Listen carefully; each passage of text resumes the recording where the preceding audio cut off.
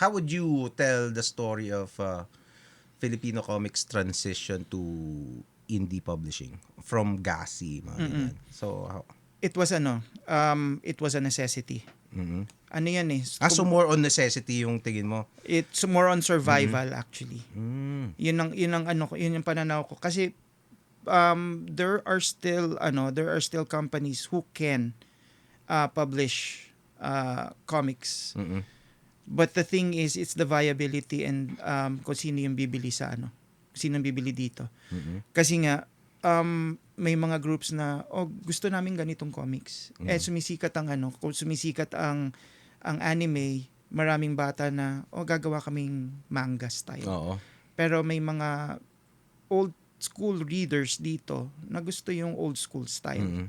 So, hindi magmi-meet yun eh. Because there are tastes nga.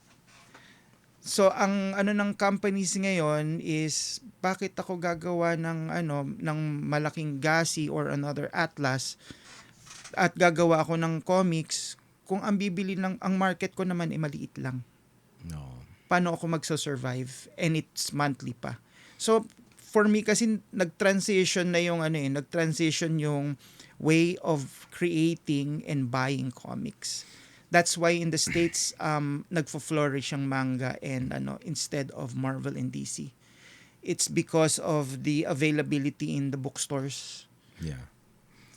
So yung mga floppies ngayon, yung mga monthlies, mga retailers sa States nagsasarahan sila because the kids, the Gen Zs and the millennials, they're looking at manga, they're looking at YA. Comics pa rin naman yun eh, pero you call them graphic novels and it's available tapos ang storya mo instead of the monthlies.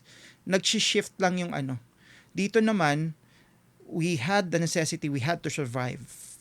We have to have, that's why there were indies.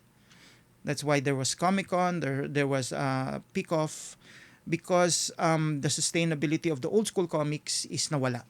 Nag-taper off.